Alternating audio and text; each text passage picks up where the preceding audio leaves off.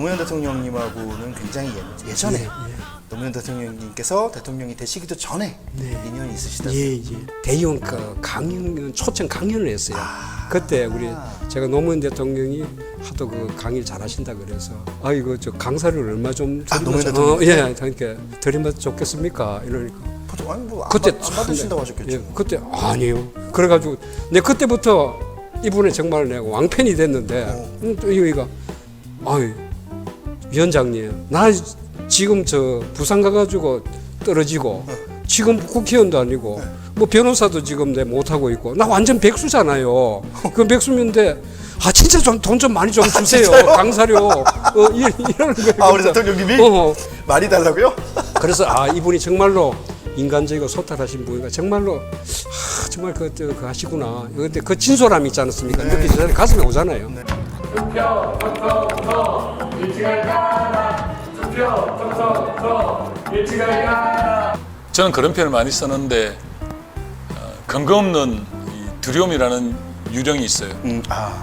두려움이라는 유령이 있다. 예, 이게 민주당이 국회의원 되면 혹시 뭐 어떤 피해가 있지 않을까라는 근거 없이 떠돌아다니는 유령이 있어요. 저는 그 유령을 잡겠다라는 생각을 하고 있는 겁니다. 민주당의 오준기가 국회의원 되면 제가 포항 촌놈이 포항의 아들이 포항의 남자가 대체 어딜 간단 말입니까? 멋있는 말씀이세요.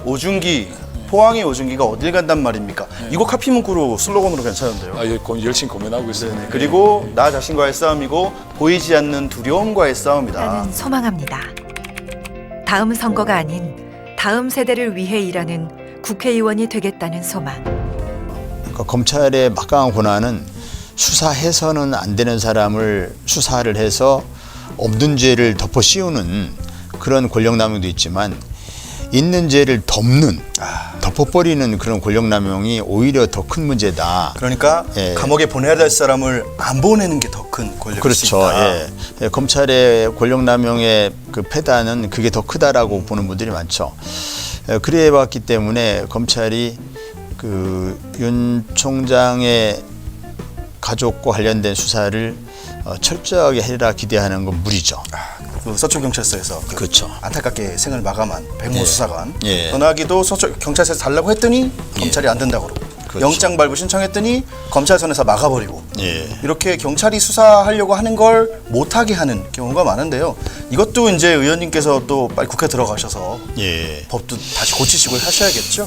그렇죠. 그래서 그 검찰의 수사권을 검찰로 완전히 떼내는 그러한 형사소송법 개정이 이루어져야 되죠. 그것이 검찰개혁의 완수인데 검찰개혁의 완수를 이루어내는 것이 제가 국회에 가서 해야 할 첫 번째 과제이고요. 대전 동구는 장철민 이미 정치를 이제 시작하셨으니까 원대한 포부를 갖고 시작하셨을 거잖아요. 네, 노무현 대통령님이 그 일화가 있었다고 해요. 어떤 초등학생이 그 청와대 견학을 왔다가 대통령님을 만났대요. 그래서 지금한테 대통령 할아버지 어떻게 하면 대통령 돼요? 라고 물어봤다고 하더라고요. 글쎄 어떻게 하면 대통령이 되지? 라고 하시다가 내가 어떻게 해야지 대통령이 됐는지는 모르겠는데 내가 대통령이 돼서 이런 일을 해야겠다라고 생각했던 그 일들을 계속 하다 보니까 대통령이 돼 있더라 라는 이야기를 하셨다고 하더라고요. 그 말씀의 맥락은 사실은 멋진 말이다. 김대중 대통령님부터 뭐 지금의 우리 문재인 대통령님까지 다 같은 맥락의 정치를 하고 계세요. 우리 민주당이 이제 걸어가야 할 그런 일들이 그런 꿈들이 더 원대한 포부이고요. 멋있다. 물론 개인적인 목표도 있죠. 네, 개인적인 근데 목표도 그거 얘기하면 멋없어. 있지만 그게 더 묵묵히 국민을 위해 당원을 위해 할 수 있는 일을 뚜벅뚜벅 해나가는 정치인이 그쵸. 되고 싶다. 네.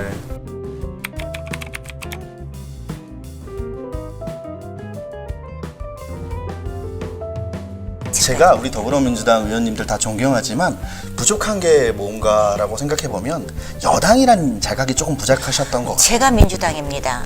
제가 당대표입니다. 우리가 흔히 주인의식이라고 말하잖아요. 이 문명투는 바로 민주당이고 문명수는 문재인입니다. 그리고 문명수는 김대중 대통령님과 노무현 대통령님이기도 합니다. 그리고 저는 민주당의 마중물이고 또한 우리 고향 땅에서는 최후의 보루예요. 제가 늘 원했던 게 이거였어요. 책임감. 내가 집권 여당의 국회의원이고 내가 민주당이고 내가 문재인 정부다라는 마음으로 일해줄 일꾼. 아까 말씀하신 것 중에 가장 저는 꽂히는 게 말꾼 안 한다. 난 일꾼이다. 말만으로 정치하는 사람 싫다.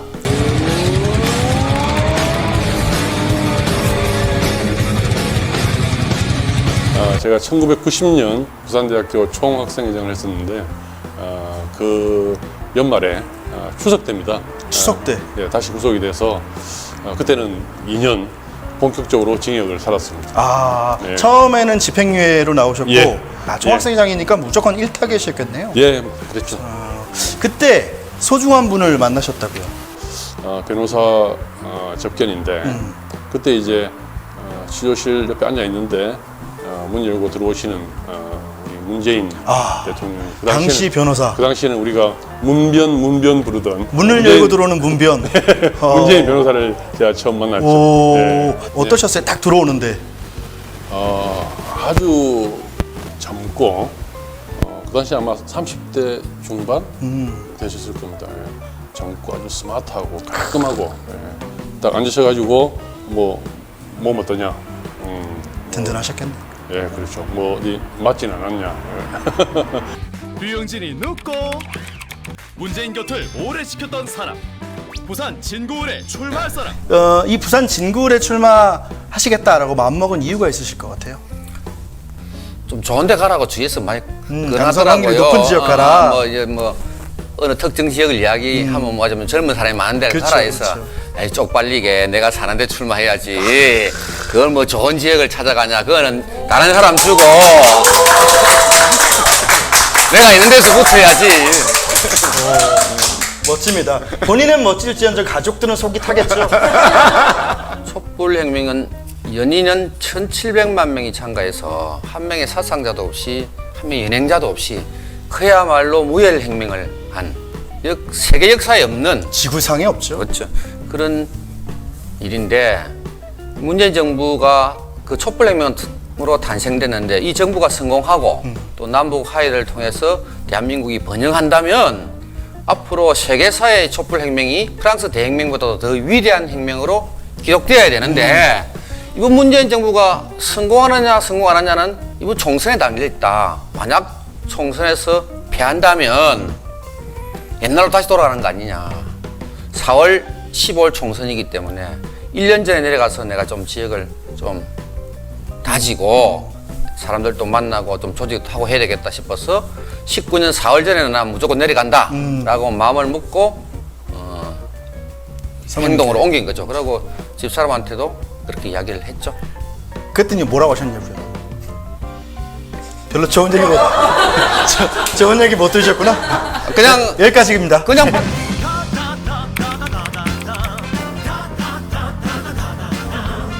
전 세계 경제가 동반 침체하니까 문재인 대통령께서 직접 비상경제위원장이 되셨어요. 그래서 이제 그 문재인 정부의 비상경제위원회 일을 당에서 뒷받침해 줘야 될 거 아니에요. 그리고 또 우리는 선거를 치러야 되니까 당의 비상경제대책본부장 제도를 만들고 그걸 저한테 책임을 맡기셔서 저는 이제 당정 협의를 통해서 협의되고 발표된 정책들이 하루속히 현장에서 실천되도록 이렇게 나라 경제, 특히 경제라는 분야가 어려울 때는 IMF 때도 그랬고 지금 코로나 위기 상황도 그렇고 김치표만한 인물이 없는 거죠. 당에도 그렇고 나라에도 그렇고. 박광훈도 공약을 만듭니다. 단 박광훈은 시민들에게 묻습니다. 그리고 반영을 합니다. 문재인 대통령께서 그리고 김진표 대표님께서 꿋꿋하게 지켜오신 겁니다. 버텨오셨어요. 그래서 가시적인 성과들이 일정 부분 나기 시작했습니다. 실제로 소득 격차가 줄어들고 상용직 근로자의 수가 늘고 여러 가지 긍정적 지표들이 있는 건 사실인데 아직 갈 길이 멀다. 그래서 제가 또 당선이 된다면 역시 저는 그 문제 양극화를 해소하기 위한 여러 가지 정책들과 법안들에 집중하고자 합니다. 엄청 했으면 좋겠습니다. 엄청 길게 말씀하신 거 보니까 죄송합니다. 아니요, 하셔야 되겠다고요.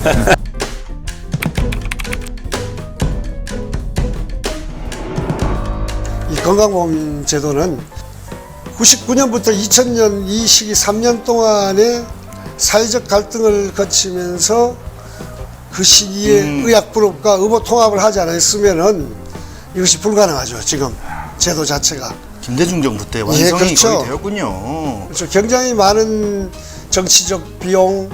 제가 노무현 대통령 청와대에 처음 갔을 때 노무현 대통령이 그 자리에 청와대에 있었다고 하니까 청와대에서 그때 뭐 했어요 이러더라고. 노무현 대통령이? 네. 그래서 뭐 했어요 청와대에서? 네. 그래서 내가 의약분업하고 국민연금하고 했습니다. 그 이야기를 했더니만 노무현 대통령이 딱 한 말씀 하시더라고요. 아, 우리 정부 골병 들이는 일을 했구만. 자, 팩트 체크 하고 들어갑니다.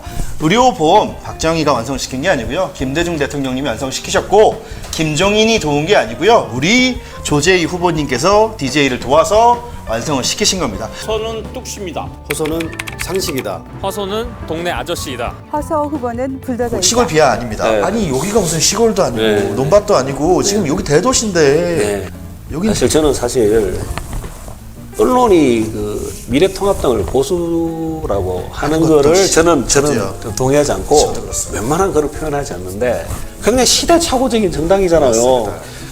이게 근데 대도시는 어쨌든 이 자유와 진보가 살아있는 공간인데 버텨낼 수 있겠습니까? 못 무너진다고 보고 제가 무너지는데 일조하려고 되고 지금 길게 말씀하셨는데 대구가 변하고 있다. 변화를 갈망하고 있고 그 무너뜨리는 내가 1등 공신이 될 테니 타지에 있는 분들도 많이 응원해 주시고 호소라는 인물을 많이 알려주시라라는 말씀을 대구 시민을 잊지 말아 주십시오.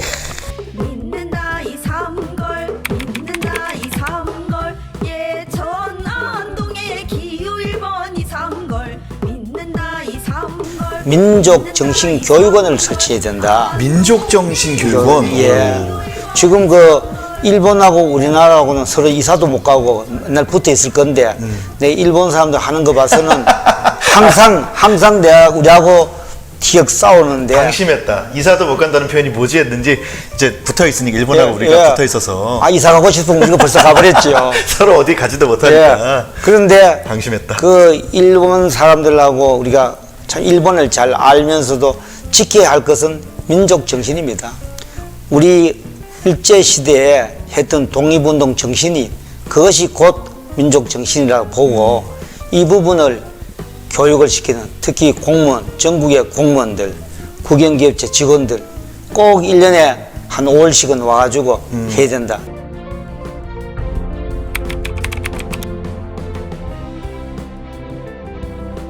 지금 현재 스코어 여론조사 뭐 차이가 여론조사마다 조금씩 있습니다만 아슬아슬하게 혹은 조금 이기고 있다라고 들었습니다. 네, 맞습니다. 기분이 어떠십니까? 제 스스로도 깜짝깜짝 놀라죠. 사실은 다들 무모한 도전이라고 생각했을 텐데 저는 사실 근데 이길 거라고 확신했거든요. 이길 수 있다. 왜냐하면 바닥에 흐르는 도도하게 흐르는 목포 시민들의 흐름 속에 변화를 바라는 새로움을 바라는 민심이 엄청나게 크게 잠재해 있더라. 다만 그 물꼬를 터줄 사람이 있느냐 없느냐. 그러니까 박지원만큼은 안 되더라도 새로운 희망의 싹을 틔울 수 있는 사람이면 확 붙을 준비가 돼 있는. 이왕이면 집권 여당인 더불어민주당에서. 그렇죠. 민주당에서죠. 그게 전제죠. 그래서 그러니까 더불어민주당에 김원희라고 하는 신인이 왔는데 딱 그렇게 되면서 그게 퍼져나가기 시작하는데 그래 민주당이라고 하는 말 이게 일단 1차 마음에 들고 두 번째 저의 어떤 그런 과정, 살아온 과정 이런 것들이 결합되면서 시너지 효과가 좀 난 것 같아요. 그래서 이 친구 정도라면 이 사람 정도라면 우리가 박지원을 대체할 수 있지 않을까? 대체. 좋은 표현입니다. 그 양평 문화공간 대빵 크게 만들게요. 세계적인 문화공연 모두 함께 누려봐요. 눈매가 닮은 게 아니고요. 눈빛이 우리 문재인 대통령님 그 소 같은 눈빛, 맑은 눈빛 너무 닮으셨다. 네, 그런 얘기 많이 듣습니다. 저도 처음 정치를 이렇게 해야 될까 말아야 될까 할 때 제가 이제 주로 평을 듣는 게 좀 착하다, 선하다, 근데 그래서 정치를 할 수 있겠느냐 하는 게 가장 큰 어찌 정치인으로서의 단점이 아닐까라는 생각을 했었는데 그 친구들이 하는 말이 문재인 대통령을 봐라. 그 사람이 어디 정치하게 생겼냐. 하지만 실제로 하니까 아주 잘하지 않느냐. 그렇게 이제 용기를 줘서 저도 한번 문재인 대통령을 쫓아서 착한 사람이 정치하는 시대를 열어보자. 그렇게 생각하고 뛰어들게 됐어요. 표 1번 김용신. 매직 일루전이라는 게 이런 지금 막 생각이 난 건데요. 이렇게 표현을 해도 괜찮을 것 같아요. 뭐냐면은 우리 영화 있지 않습니까? 영화 보면 굉장히 그 환상적으로 만든 영화들 있죠. 영화가 아바타가 있지 않습니까? 그건 필름이죠. 그렇죠. 근데 그 필름이 아니고 그 아바타가 공연으로 이루어진다고 한번 생각을 해보는 겁니다. 그러면 공연 예술이 새로운 차원의 공연 예술이 되겠죠, 그죠? 뭐 그런 것 말고도 매트릭스 그런 것이 거기서 나온 환상적인 그 장면들이나 그거를 이것이 공연장에서 직접 볼 수 그렇죠. 있다. 예. 그러면은 이제 일루전 이게 단순 매직이 아니고 이제는 그 왜냐하면 최첨단 테크놀로지가 필요하거든요. 오 대단한데. 아 이거는 저 지금 선거 요새 뭐 선거 지지 인터뷰이긴 한데 선거 당선되시면 이와 관련해서 또 깊게 좀 인터뷰 나눠보면 좋을 것 같습니다. 아, 그거 환영합니다. 환영합니다. 굉장히 여의도에서 하면 되겠죠. 아 제가 이렇게 얘기할 수 있는 기회가 없어가지고 그동안 답답했습니다. 장시간 제가 드리고 자료 사진이나 되고 화면도 제가 모아서 장시간 인터뷰를 한번 해보시죠. 재밌네요. 대신 그 인터뷰는 의원에 관해서 하는 겁니다. 아, 네. 아이고.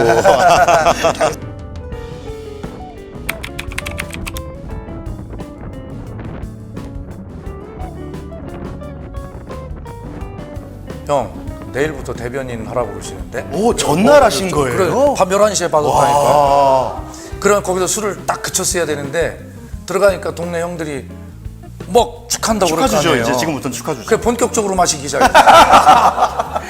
그래서 새벽 2시까지인가 그 먹고 첫 출근을 한 거죠. 아니 그런데 청와대 대변인이 세수를 못하고 출근한 거예요. 윤영찬 국민소통수석이죠. 옛날 홍보수석. 저의 직속 상관인데 그 대학교 동창인데 이 친구는 나보다 직급 우위야. 얼마나 기분이 나빠. 근데 나는 그날 첫날 갔으니까 대통령한테 가서 인사도 좀 드리고 이렇게 하는 줄 알고 이제 그렇게 마음을 먹고 있었죠. 술 냄새는 어떻게 하나 막 하고 있는데 윤영찬 수석이 따라오래요. 둘레둘레 갔더니 그 카메라가 있는데 대통령이 계신 데가 아니고 그게 춘추관이라. 이미? 네, 춘추관. 그래서 이제 인사를 하라고 그러대요. 그래서 이제 올라가서 인사를 하려고 딱 보니까 카메라에 빨간불이 딱 들어와 있는 거예요. 이미 들어와 있어요? 그건 라이브라는 생방송인 거예요. 술도 안 깼지, 막 면도도 안 했지, 아무 준비도 안 하고 간 거잖아요. 짜증나게 친구가 직속 상관이지. 네. 그럼 그걸 귀때문에 해줬어야 했는데 그냥 가서 해가지고 전 국민한테 그냥 인사를 드리게 된 거예요. 네. 등에 땀은 나는데 그때 제가 인사를 뭐라고 했냐면 말을 잘 한다는 것은 말을 잘 듣는다는 것입니다. 청와대의 말만 일방적으로 전하지 않겠습니다. 국회, 특히 야당의 말을 잘 듣겠습니다. 기자님들의 전화를 국민의 전화로 생각하고 받겠습니다. 이렇게 인사를 했던 것 같아요. 네.